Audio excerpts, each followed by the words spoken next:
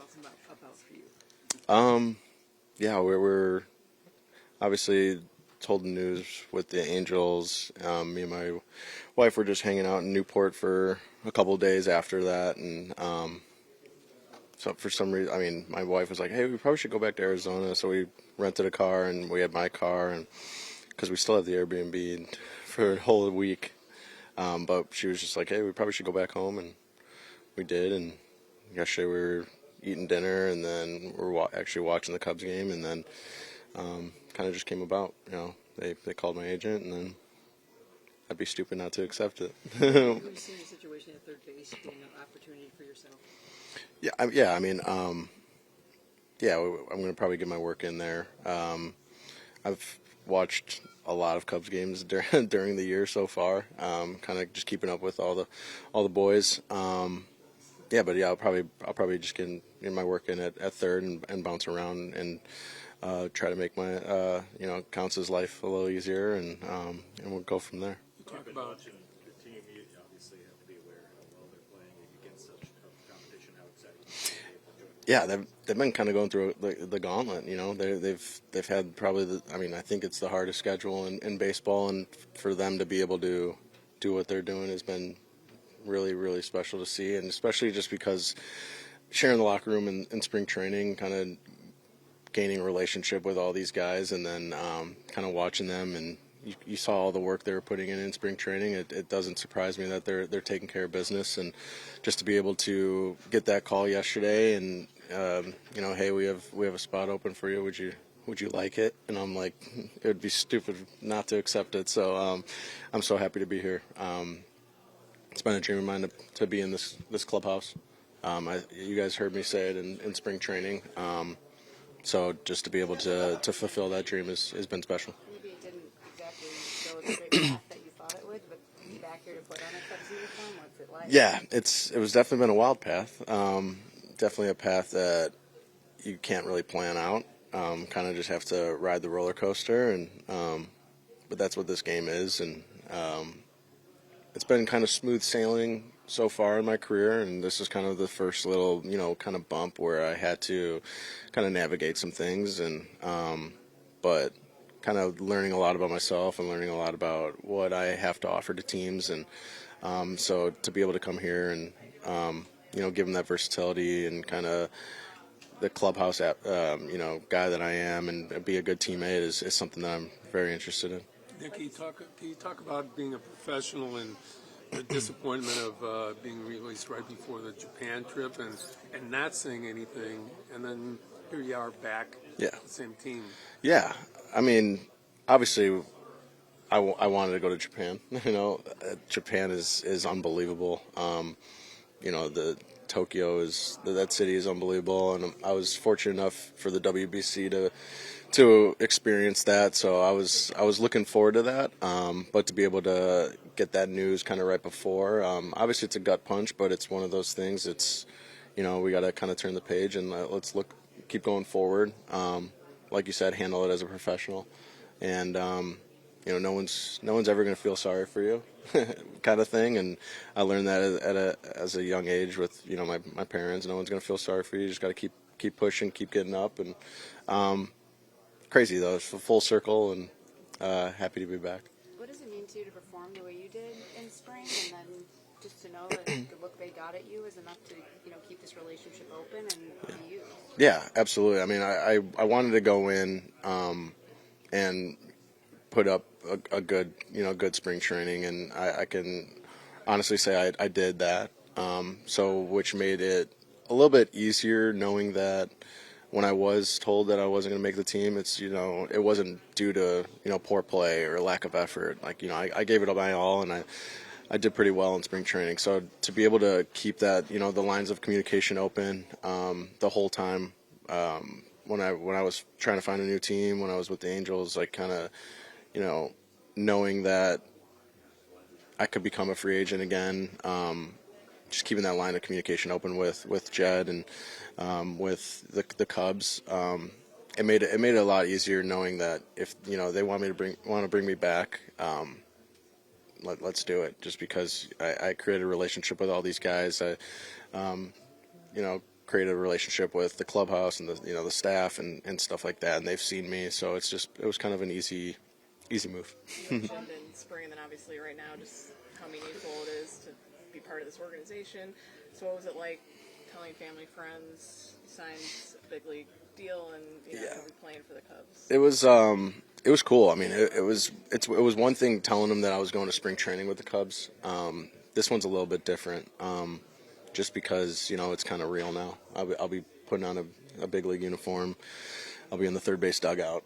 I spoke on all of this in spring training, but to be able to actually fulfill it is something very special. I have a lot of family and friends that live in the Chicago area, and I know they're very, very excited. I obviously played for the, everyone knows the White Sox last year, and it was cool to live out the dream of playing for a hometown team. So to be able to come north and do that is special. So I definitely don't take it for granted. I'm going to go out there and give it my all and do anything I can to help this team win and continue winning, because it's been insane to watch what they're doing. The irony. Huh? Grandpa's still kicking. I'll have to get him out here for a game and have him come see all of this, because he's as big as a Cubs fan as it gets. What's his name? Larry. The irony of you replacing Gage after he basically replaced you. What would you advise him? You spent a good deal of time with him in spring training. No, I mean Gage is as good as a human as it gets. You always got to feel for guys like this. It's a tough business, this game of baseball. Obviously, I've been in clubhouses where you see people going out, and in spring training, I was that guy going out. I was that guy getting told the news, and but he's got a really bright future ahead of him. Guy who can hit for power, play all around the diamond. Obviously, he didn't play above Double A. You guys, I mean, we got to kind of cut him a little bit of slack, knowing that he came here, he earned the spot. He had a hell of a spring training. So for him to come here and get his feet wet with the big leagues, it's not long for him to come back up, and whatever team he goes with, he's going to make an impact for them. So I can only speak highly on Gage. With your career, the way it's gone the last couple of years into today, do you find yourself appreciating it every day, every moment now? Oh yeah, absolutely. I always did as well. You kind of lose sight of a lot of that when things are going good, and when you're having good years, or you're playing every single day. And so when things are kind of taken away from you, and it sucks that that's sometimes what has to happen for you to kind of reevaluate a lot of things. But yeah, no, it's something that I will obviously won't take for granted now, and to be able to put this uniform on every single day is going to be something very special, and something that hopefully I can do for a while, and maybe for years to come. Who knows? Maybe on top of all the reasons that brought you here initially, what did you learn about the group or the organization in spring that you maybe hadn't fully grasped? I mean, this is a really good group. A group that the first day that I walked in, they take care of business and go to work every single day, and it's not, you rarely see anybody in the locker room because they're always doing something. Whether they're in the cages, they're in the weight room, they're getting treatment, and that's special. You don't see guys just hanging around on their phones and doing stuff like that. So that's the first thing I noticed. Fully grasped, I mean, just kind of getting to know everybody more. I don't think a lot of the guys knew. I mean, they obviously know of me, but see the full side of me, where it's I'm a great clubhouse guy, can bring a lot to the table with, come with vibes and all that stuff, and good energy, and just do whatever I can do to help a team win. You can't really show that much when you're new in spring training. So to be able to be in the clubhouse and kind of go on trips with them and go to team dinners and do team functions is gonna be special. In the new world of baseball, it seems that good players like you seem to be pushed out more and more because there's no money for good middle-range players. Mm-hmm. Do you agree with that, and do you see it? Is that something that's pretty prevalent right now, you think? Yeah, I mean, we're kind of getting in that, I guess baseball kind of goes in eras. We're kind of in that analytic era where maybe sometimes analytics don't really favor me as much or favor players like me as much. But if a team can look at, the intangibles and, like the clubhouse, like what the culture aspect of it, a guy who can, handle a ball around the diamond, play small ball and stuff like that. There's room for guys like that. It's just what team do you fit with? And I remember I had a Zoom call with Counts and a couple of the staff. He talked about fit, and he thinks I really fit here. And so, and I truly agree. And maybe not the first time around, but hopefully I fit the second time around, and we, going forward.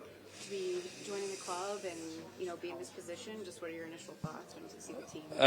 It's great. It's pretty awesome for me. It's kind of almost like first time all over again. Like it's been a long time. But this is great. I watched that game last night. Unfortunately, I wasn't allowed to be in the dugout, but that was pretty awesome. So I wish I was here for that, but that was an exciting game for sure. What's your reaction just when you see the way this team is playing and what they're able to do? Great. To be honest, like being in the minor leagues, I wasn't really paying too much attention to other leagues, especially you watch a lot of the team that you're on. But obviously, very quickly, just from watching that game, you see everyone's playing well. Scoring a lot of runs clearly, and we won that big game last night, so happy to be here and be a part of that. Can you talk about your journey, which has been unbelievably up and down, and perseverance to get back here? Yeah, it's been since I got hurt in 2021. I've just been trying to get back, and I got back for a little bit last year. I was up for 4 days, but I knew I was up for 4 days, and then I kind of went home after that. And to be honest, I didn't think I was going to play anymore. I was just kind of like trying to make it back from injury, but then I didn't pitch, so it still was in the back of my head. Like I got back up, but I haven't pitched yet. So I just started throwing again this past off season, and a couple teams called, and here I am, and I'm just happy to be here. Again, I'm thinking that I was done playing baseball last summer, and now, I had a good spring training again. I have pitched pretty well so far to this point, good enough to get me here, and I'm just happy to be here, and literally feels like the first time all over again. Jed and Craig said yesterday that they see signs in your stuff that it seems to be improving. You seem to be ramping up a lot. What do you attribute that to? Is it just kind of getting into the heat of the season, or do you feel like you've made some adjustments or changes that have kind of improved your stuff? What do you? Sorry, I had a good spring training too, and I kind of started the season. I was kind of working on a couple things that the Mariners had kind of pointed out for me, and then this past week I just kind of like went back to what I've always done, and I had a pretty good week last week. I pitched 3 times last week and had very good results, striking guys out, and I feel great. And they must have seen that clearly that I had a good week, so or else I wouldn't be here. But it's been a few years since you played for Counsell, but just what is it like coming into an environment knowing the manager? Oh, it's easy. It's always good when he calls and the name pops up on your caller ID. So, fortunately for me, this is my 11th organization in 15 years, so there's a lot of those names that keep popping up. I'm just glad they're still calling, to be honest. But I love playing for Counsell. I was with him for 2.5 months, and probably the best 2.5 months I've ever pitched, to be honest. And so I told him, I was pretty good for you last time, so hopefully I can give you something like that again, but I'll do my best. So.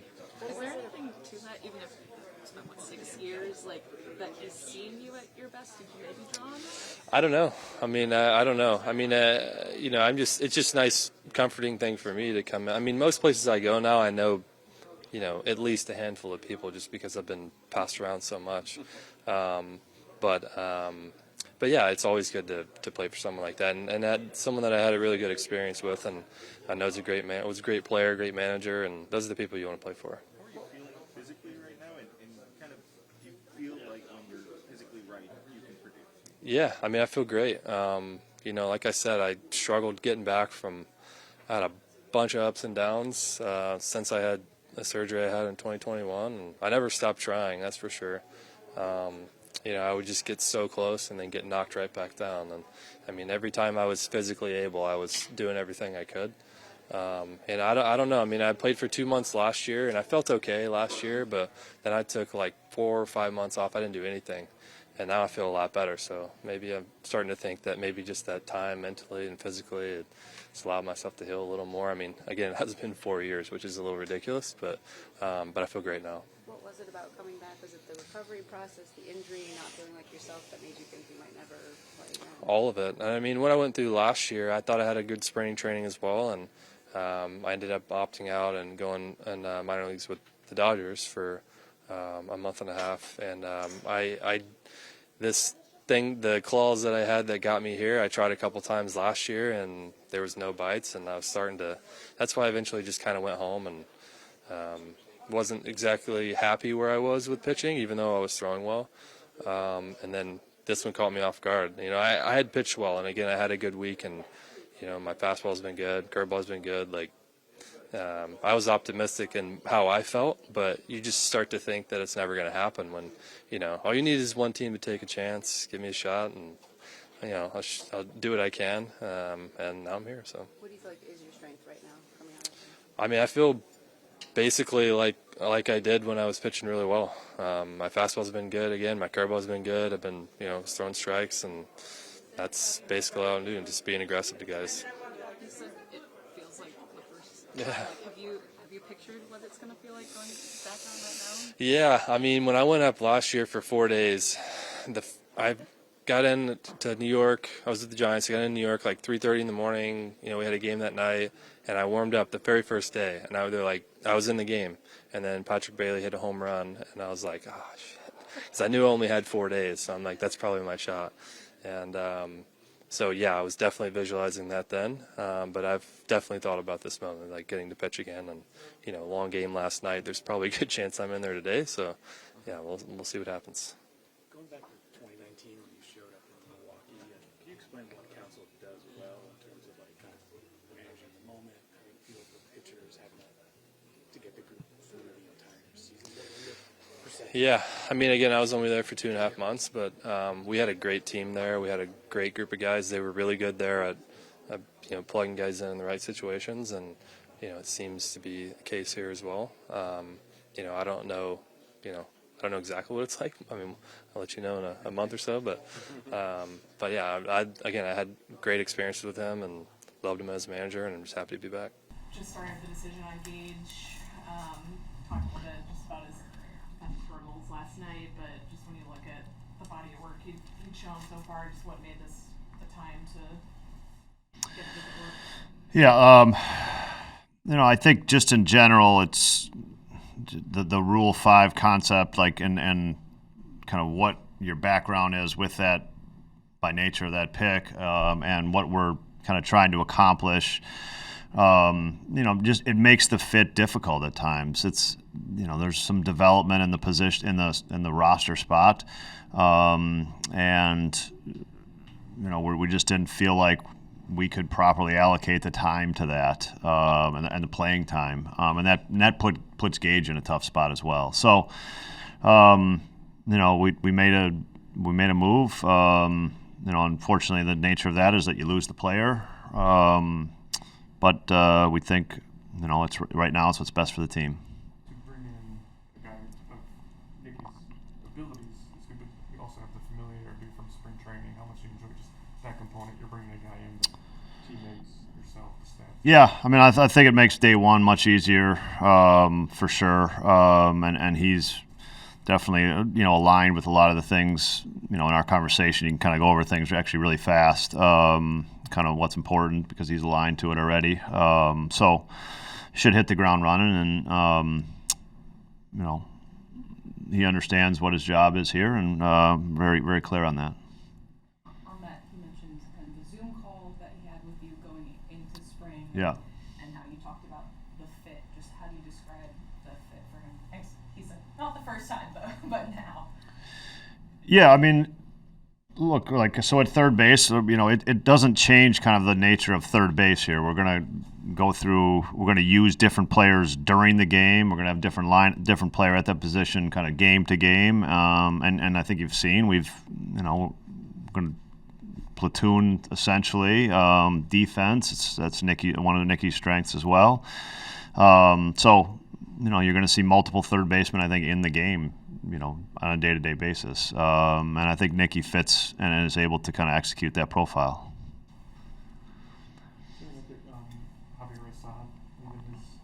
Yeah, so Javi had some discomfort in the left side, unfortunately. He's on his way to Chicago, and we'll see the doctors, and we'll see what's going on. As far as third base goes, this time of year it's always difficult to make any trades, but do you think that's a possibility down the line as well? I mean, obviously there's a lot of good things going on with your team right now, and as you explained the other day, it's not a perfect world and one position isn't great, but that can hurt you too.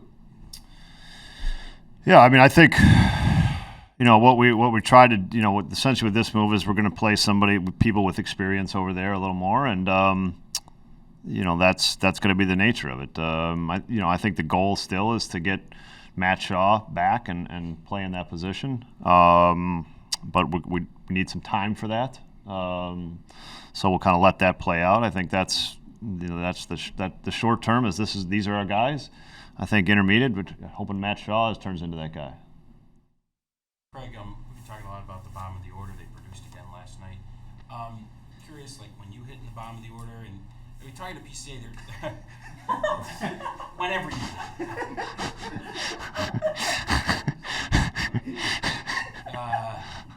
talking to PCA, it made it sound like there's some camaraderie at the bottom of the order when guys produce. There's a little bit of, excitement for each other, specific to the bottom of the orders. That you know what I'm getting at.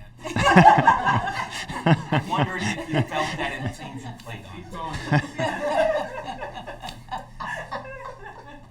on. Yeah, I mean, I think, look, what I really think is the guys that you hit next to in the lineup. Like, wherever you're hitting in the lineup, like the guys you're hitting next to in the lineup, you tend to have more conversations with those guys, just because whether you're on deck with them or they're on base. They got it. So I think it's just the nature of that. I don't know if it's that bottom of the order, top of the order thing. I think it's the guys that are hitting next to you in the lineup. You're facing the same pitchers, you're facing the same relievers regularly, right? So I think it's more and really a nature of just that, in my opinion.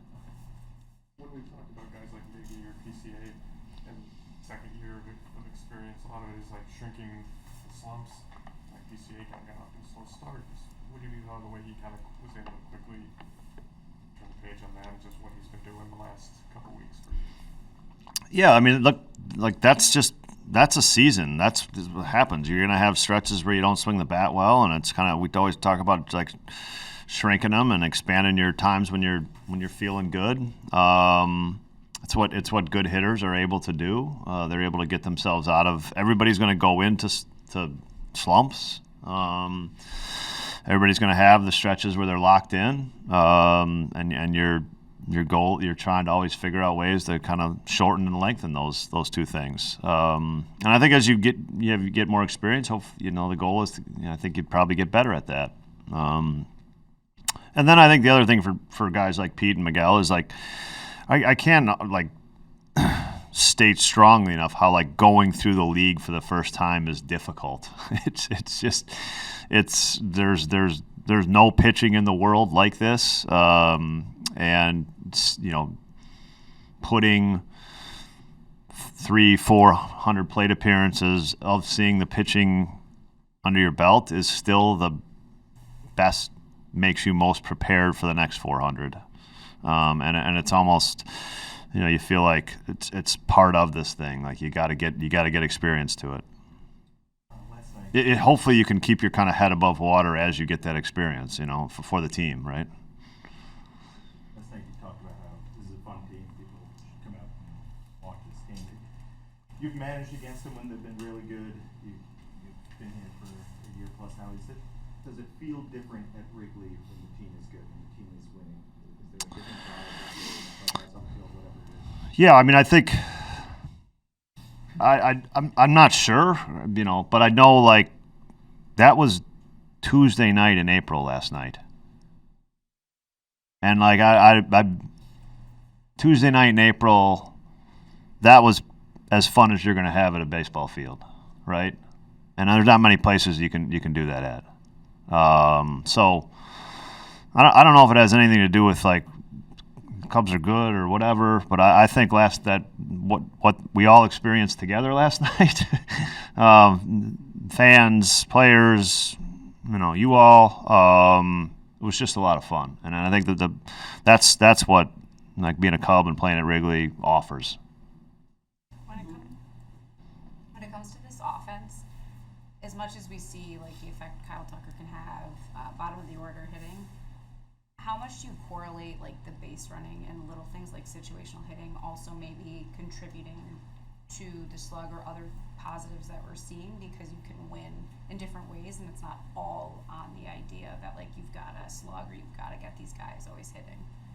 Yeah, look, I mean, like the details are that's what they are. That's what we call them, details. They're small. They don't matter as much, but we're trying to, and I think we're capable of being good at those things as well. And I think we're experienced enough too that we can spend time on those things and don't have to spend time on some other things.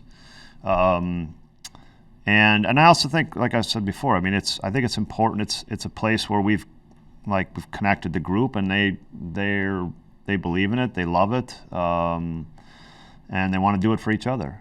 So that's, again, the hitting and the home runs is still the biggest part of the biggest part of this. But it's a good place to create something else for our group that means something to them. You look at Lopez as your first choice for backup shortstop. I mean, I think Lopez can play, or I think Brujan can play it. I think we're getting to a place where Nico could play there. I think we're making progress there as well. Would you want to move Nico, even though I mean, we're not going to move Nico on a. I mean, I think Nico's capable of playing there. Yeah, I mean, I think we're getting close where Nico's possibly capable. But I think with the group we have now, I'm not sure we'd have to do that. Yeah. Last night, you also, while talking about the resiliency of the group, you mentioned this idea of these games can kind of carry forward over the course of the season. And I was just surprised because normally you're someone who says, like, look, it's one game, we got a game tomorrow, the game after that. Is there something about this group in particular that the characteristics are? No, I mean, I do think the being down late in games and winning games that you're down in, or that something happens, I think that is a really good experience for teams to have early in the season. I think those are important experiences. You're going up against bullpens and you're going up against the best that the other team has to offer, and trying and finding wins in that area is resilience building. And so, I think it's like a step in that direction. Any update on Morgan? Eli, essentially it's ulnar neuritis. So just inflamed ulnar nerve. He's gone to Phoenix. No throw for 2 to 3 weeks, and then hopefully back at it.